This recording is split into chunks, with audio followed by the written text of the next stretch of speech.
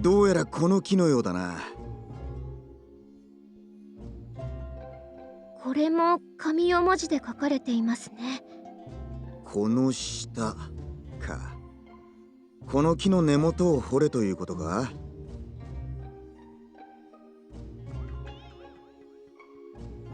何が埋まっているんでしょうか。死体かな。やめてください。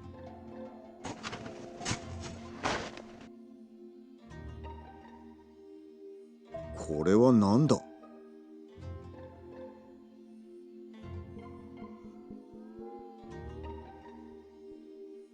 首飾りでしょうか。首飾りにしては随分と細い首用だな。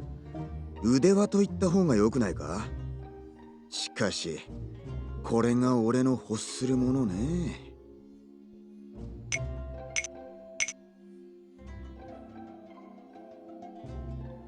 でもキラキラして綺麗ですよ。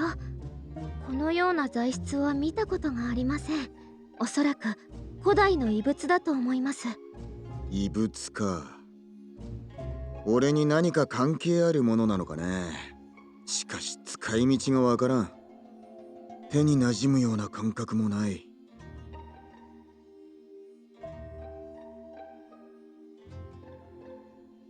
すみません。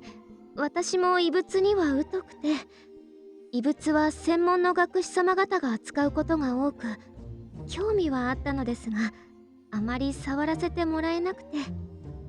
そんなに気になるならこれはみなぎにやるよ。よろしいんですか？手紙の主の方はアクタ様に差し上げたかったんじゃ。構わないさ。みなぎが持っておいて、その学士様とやらに使い方を聞いてみてくれ。でも。いいから、ほら。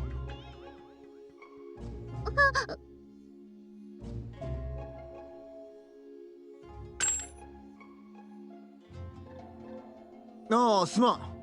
すまんじゃないわ、このバカ者が。いて。なんだ。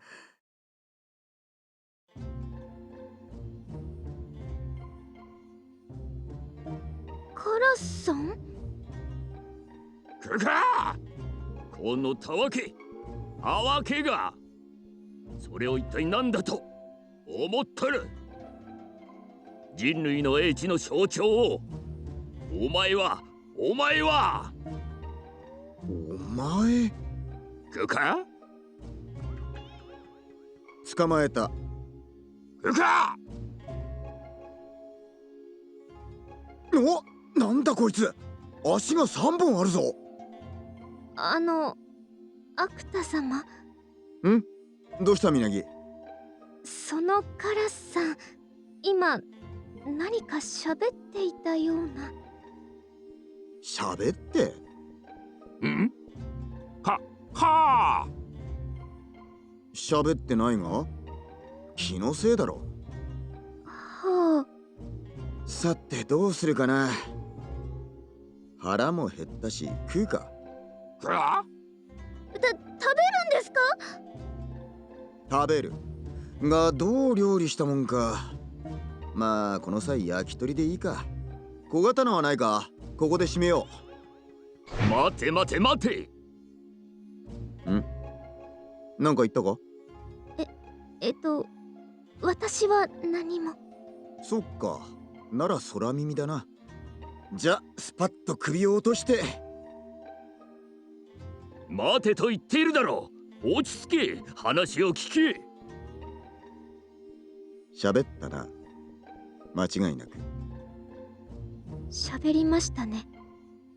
カラスは喋るんだな。初めて知った。恥ずかしながら私も初めて知りました。喋る生き物を締めるのは少々気が引けるが。おい、まだあのことを根に持っとるのか。確かに不幸で些細なすれ違いはあったが。何？互いに譲れぬものがあった。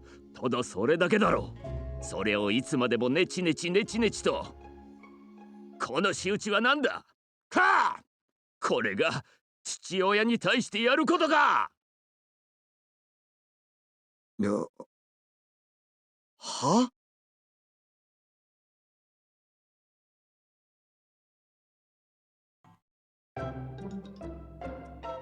今、父親と言ったか？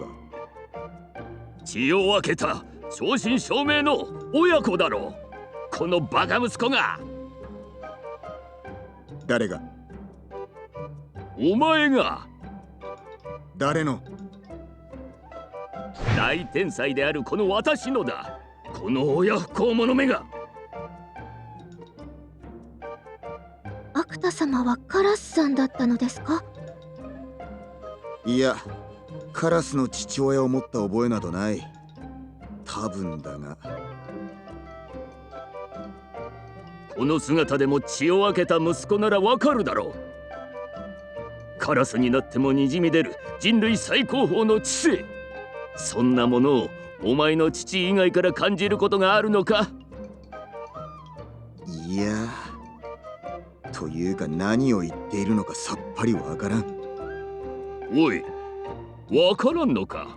私のことがこんなに天才なのに？もしかして本当に何も覚えていないのか？あいにく記憶をなくしていてね。何のことだかわからん。ほれ、手にしたそれが何であるかとか、なんでお前がここにいるのとか。わからん。大槌。なんだそれは。マジか。何がマジなんだ？いや、まあ都合が良いか。だから何を言っている？こっちの話だ。うさんくさいな。やはり焼き鳥にするか。待ってください。カラスさんは今アクタ様のお父上だって。まあそう言っていたが、どうにも信用できん。カラスだし。カラスなのは行きがかり上の都合に過ぎん。元はお前と同じ人だ。給与の策でカラスの体を借りてはいるがな。ますます嘘くさいな。腹話術か何かじゃないのか？うわー、首を引っ張るな。